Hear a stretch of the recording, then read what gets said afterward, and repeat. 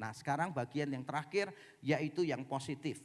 Nasihatnya apa? Nasihatnya begini bahasa Indonesia. Didiklah mereka di dalam ajaran dan nasihat Tuhan. Bahasa Indonesia menerjemahkannya didiklah gitu. Wah, saya ini ketika melihat terjemahan ini saya khawatir kita ini merasa salah paham gitu. Didiklah. Loh kalau kita mendidik anak bukannya tugasnya dinas pendidikan ya, bukan tugasnya orang tua ya. Karena kata yang dipakai didik kan gitu. Ternyata saya selidiki kata Yunani yang dipakai di situ. Menariknya begini. Ternyata kata Yunani yang dipakai di situ adalah kata yang sama yang sudah muncul di pasal 4. Waktu Paulus bicara tentang suami mengasihi istri. Maaf, di pasal yang kelima. Suami mengasihi istri lalu dikatakan demikian. Seperti Kristus mengasuh dan merawat jemaatnya. Nah kata mengasuh di situ ternyata kata Yunani yang sama yang muncul di pasal 6 ayat 4. Jadi kata di sini pasal 6 ayat 4 muncul di pasal 5 ayat 29 untuk Kristus yang mengasuh jemaatnya. Saya lebih memilih menerjemahkannya bukan didiklah tetapi asuhlah. Sama seperti Kristus telah mengasuh kita. Sehingga kalau memang demikian, Kristus mengasuh kita dan kita sekarang mengasuh anak-anak kita, berarti dengarkan saya baik-baik ya. Parenting yang benar seharusnya tidak sukar. Karena kita hanya membagi pengalaman bersama dengan Tuhan. Saya ulang sekali lagi. Parenting yang benar seharusnya tidak sukar. Karena kita hanya membagi pengalaman dengan Tuhan. Kita berbagi pengalaman dengan Tuhan kepada anak-anak kita. Oh Kristus kan mengasuh kita lebih dulu kan.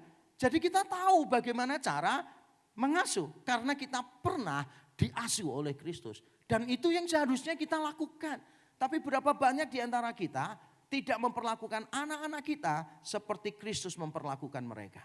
Saya masih ingat kesalahan fatal saya dulu. Waktu anak saya itu masih kecil, mungkin masih SD kelas 1, kelas 2. Anak saya itu nakal gitu. Lalu saya marah sekali dan saya usir anak saya dari rumah. Terus istri saya nangis, "Pak, anakmu terlalu kecil untuk diusir. Biar dia tahu rasa. Biar dia ngerti, menghormati orang tua seperti apa." Jadi anak saya itu dari sore, siang menjelang sore, udah keluar dari rumah. Saya nggak mau peduli dia ada di mana. Istri saya nangis sampai malam, "Pak, cari yuk anak kita." Saya bilang enggak, biarin. Nanti kalau hilang bagaimana? Biarin. Terus akhirnya nangis terus istri saya. Saya ngomong gini, ya udah kamu cari aja. Saya terlalu gengsi untuk cari anak saya. Kenapa? Saya yang sudah ngusir. Terus saya cari kan. Gengsi saya. Saya ngomong, kalau kamu mau cari, cari sendiri aja. Lalu istri saya cari, anak saya disuruh pulang ke rumah.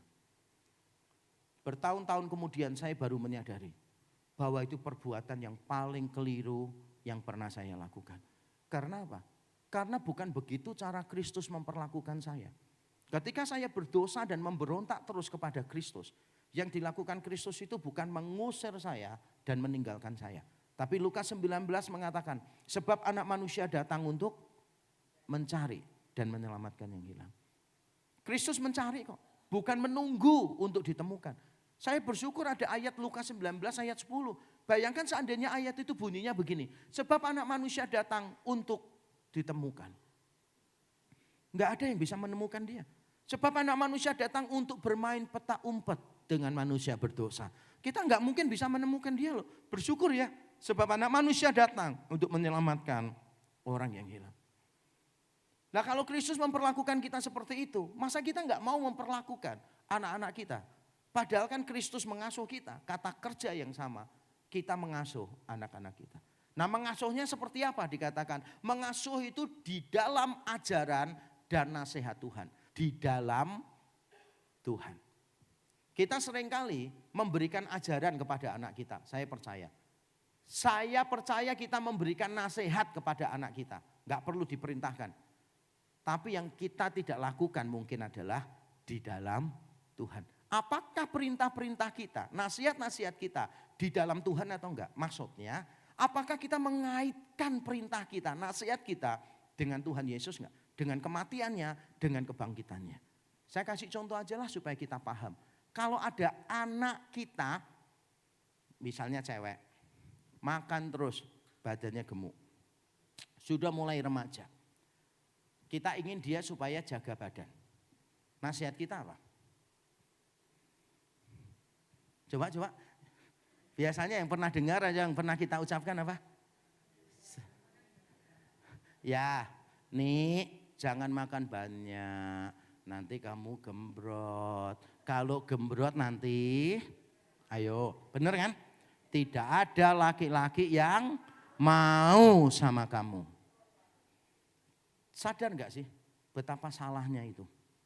Kenapa? Karena kita mengajarkan bahwa yang terpenting dalam diri seorang wanita adalah tubuh yang seksi. Dan kita mengajarkan kepada anak-anak kita bahwa attraction terutama laki-laki kepada perempuan adalah tentang tubuh dan tentang seks. Padahal kita semua yang menikah kita tahu, yang paling penting bukan seks. Yang paling penting bukan penampilan kita. Tapi kita telah mengajarkan yang salah kepada anak-anak kita. Lalu bagaimana cara memberi nasihat di dalam Tuhan? Caranya begini, nih Tuhan itu sudah tebus tubuh kita. Lunas dibayar di kayu salib. 1 Korintus 6. Tidak tahukah kamu bahwa tubuhmu telah lunas dibayar. Karena itu muliakan Allah dengan tubuhmu. Makanya kita bilang, nih karena tubuhmu ini harganya mahal, ditebus oleh Tuhan, yuk dirawat baik-baik yuk. Jangan obesitas, jangan sampai sakit, jangan tidur lembur-lembur, jangan begini begitu dan sebagainya. Supaya apa? Tubuh kita berikan yang prima untuk Tuhan. Dan kita sebagai orang tua juga harus jaga dong. Kalau kita sering lembur-lembur anak kita lihat, terus kita ngomongin tubuh kita ditebus dengan darah yang mahal. Anak kita bilang, loh kok dibuat lembur terus, bukan yang rusak. Terus makan, kita jaga pola makan kita enggak? Jaga pola makan itu bukan supaya kita kelihatan baik, bukan. Bukan kelihatan menarik, disukai banyak orang, bukan. Tapi karena Tuhan menebus tubuh kita dengan lunas. Saya kasih contoh lagi, kalau itu gagal, mungkin yang kali ini berhasil. Kalau ada anak malas belajar, nasihat kita apa? Anak malas belajar, kita ajak keliling kota dan kita ngomongin gini. Kamu kalau malas, kamu jadi kayak tukang becak ini, mau? Terus pergi lagi ada tukang-tukang bangun gitu kan. Kamu jadi tukang-tukang kayak gini, mau nggak kamu? Makanya belajar. Kalau kamu nggak belajar, sulit cari duit. Kita telah mengajarkan sesuatu yang sangat salah kepada anak kita. Kita mengajarkan bahwa uang itu segala-galanya. Kalau mau menilai orang berharga atau tidak dari uangnya. Itu sebabnya di mata kita, tukang becak nggak ada harganya, kuli-kuli nggak ada harganya. Kenapa? Kita yang berdosa. Kita merendahkan gambar Allah. Tukang becak dengan kita itu sama. Sama-sama diciptakan menurut gambar Allah. Jangan pernah mengajarkan anak kita menilai orang berdasarkan kekayaan. Menilai orang berdasarkan pekerjaan. Jangan. Manusia itu diciptakan menurut gambar Allah kok. Benar gak sih?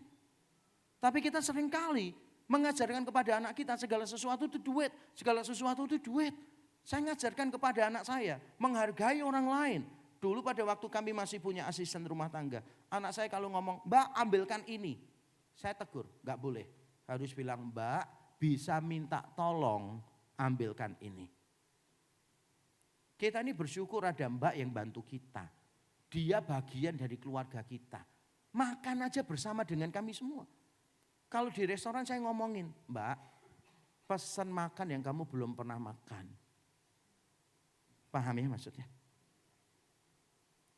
Karena saya ingin dia menjadi bagian dari keluarga. Saya didik anak saya begitu. Nanti kalau makan di luar gitu kan. Saya biasakan anak saya kalau mbaknya sudah saya ulangi ya pesanannya ya. Saya biasakan anak saya bilang, Mbak maaf ganti semua kami berubah pikiran gitu. Enggak sih. Setelah selesai mengulang selalu ngomong gini, makasih ya Mbak, makasih Mas gitu. Nanti tiap kali satu item taruh di meja kita selalu bilang makasih, makasih. Tiap kali mau pergi kita kasih tips. Belajar menghargai orang lain. Memang tidak harus, tapi belajar menghargai. Saya kasih tahu anak saya, papa dan mereka bedanya cuma satu. Papa duitnya lebih banyak dari mereka. Tapi secara martabat sama saja. Papa sama mereka sama-sama orang berdosa. Gak ada yang lebih baik. Kita harus benar-benar ngajarkan anak-anak kita Injil. Kalau kita tidak mengajarkan Injil, maka nasihat-nasihat kita bisa ditemukan di luar kekristenan. Kalau nasihat-nasihat kita misalnya, anak kita dijahatin orang, sudahlah anjing menggonggong, kafilah berlalu. Enggak perlu jadi Kristen. Karena di luar sana juga diajarkan begitu. Sudahlah, yang waras ngalah. Enggak perlu jadi Kristen, Yesus enggak perlu mati buat kita. Karena di luar sana juga begitu. Apakah Yesus ketika di kayu salib, diolok-olok, dihina orang. Apakah Yesus berteriak, anjing menggonggong, kafilah berlalu. Masa gitu? Ya Bapakku yang waras mengalah. Enggak. Tapi mengapa nasihat-nasihat kita tidak ada yang di dalam Tuhan? Nasihat kita itu seperti orang-orang yang tidak kenal Tuhan itu loh. Saya sungguh rindu mulai hari ini. Pemulihan terjadi di dalam keluarga kita. Saya rindu setelah ibadah ini mungkin ada orang-orang tua tertentu yang perlu telepon anaknya atau nanti ketemu anaknya dan bilang minta maaf. Orang tua jangan malu untuk minta maaf sama anak-anak. Yesus yang tidak berdosa, dia mengambil kesalahan kita. Mengapa kita malu mengambil kesalahan kita sendiri? Saya sungguh berdoa, Tuhan menguatkan kita. Mari kita tunduk kepala, kita berdoa.